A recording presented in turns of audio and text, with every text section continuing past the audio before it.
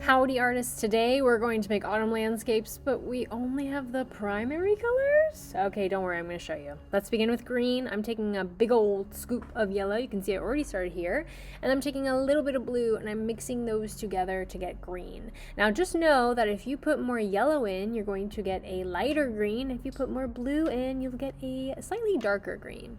I need to create my hills, so I'm going to start on the side of the paper, curve over and down. If you need to take a little more on your brush to fix a line, go for it.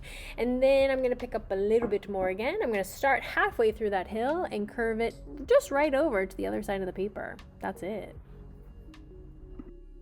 Once you have given your brush a bath, it's time to talk about make an orange for some pumpkins, because yes, we're going to think about some crops that grow during this time of year, which would definitely include pumpkins.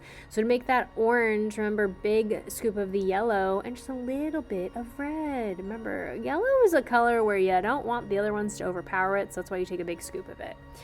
All right, now when it comes to adding your pumpkins, it truly does not matter which side you want to put it on. You could even choose to maybe put a couple different pumpkins on each side of your hill. You choose.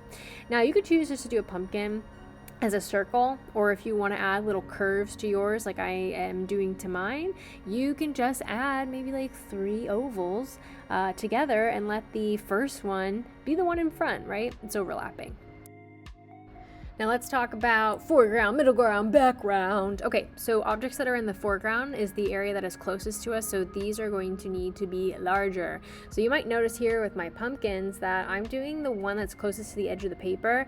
That one is slightly bigger than the one that is just behind it. I'm ready to add a tree to this landscape. So did you know if you mix all 3 primary colors together that you get brown? Okay, so start off with a huge glop of yellow. We already know that. And then we're going to add a little bit of red.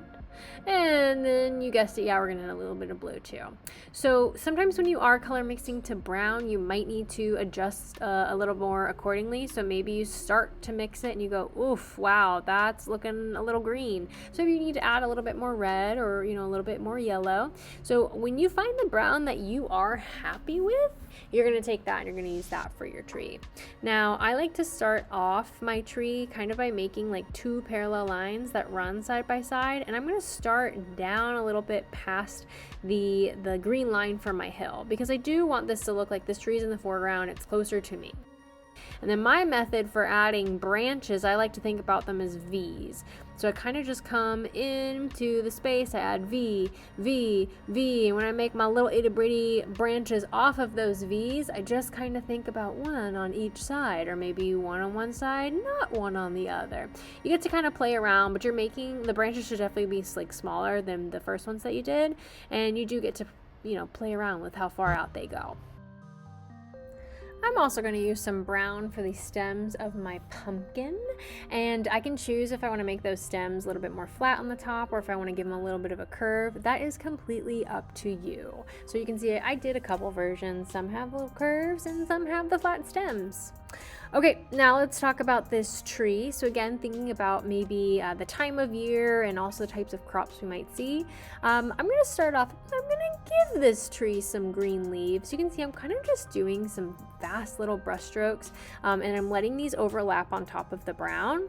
And, I've also kind of decided that I want to make this tree not only a tree that bears some fruit, but I am going to make the leaves change color a little bit, since during autumn we typically see not only do the leaves fall, but they change color too. So along with the green here, I'm going to add in a little bit of yellow, and I'm also going to take some of that orange that I mixed for my pumpkin, and I'm going to add that in the trees too.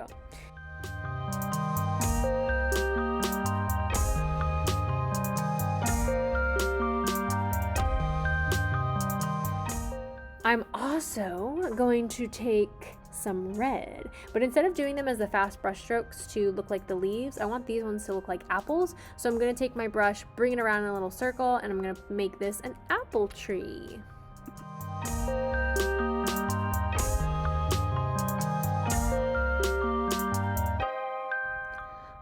Okay, I'm gonna speed some things up here so we can see that I'm gonna grab some yellow for my sun, and then I am going to add some more crops here. So I was kind of thinking that I'm going to add some corn, right? So I'm going to maybe start off by doing my little V's for my corn stalks. I'm also gonna add some sunflowers here too, so they can go along with my kind of autumn harvest theme. And then how could I forget? Of course, I have to make some leaves that are falling.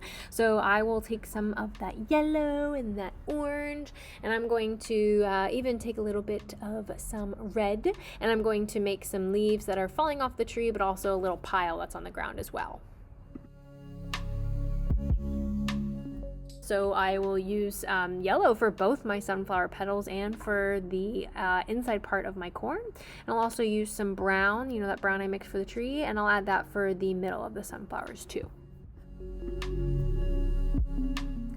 I'm gonna put some blue over on the side here, and again, like thinking about how if I'm in the foreground, the area closest to me, I'm gonna let this little body of water, I want it to kind of look like I'm standing kind of towards the edge of it, so I can see a little bit of it still, and then most of it is close to me. So it's just a little detail off in the corner.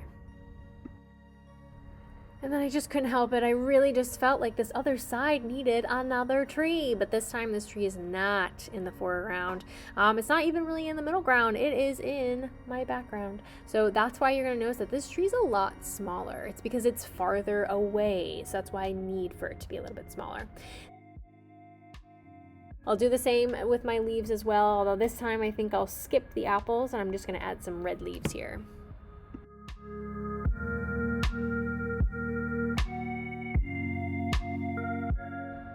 Now, before I go into filling in the green that I have here for my hills, I decided I wanted to add some extra darker green to go in my tree, my little apple tree as well.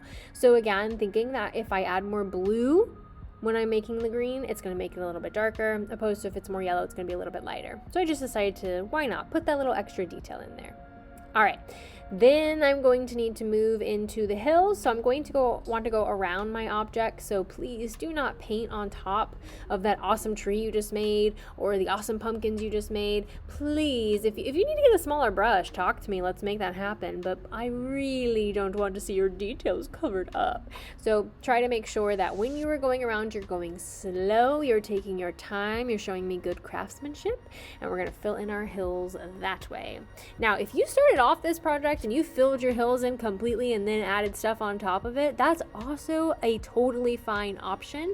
I don't want you to feel like you can't do that. I personally like to do it this way, but if that is what you want to do, that's a-okay. All right, artists, so once we have filled in this green all the way, next week we're going to add an extra special detail. I can't wait for you to find out. All right, happy creating.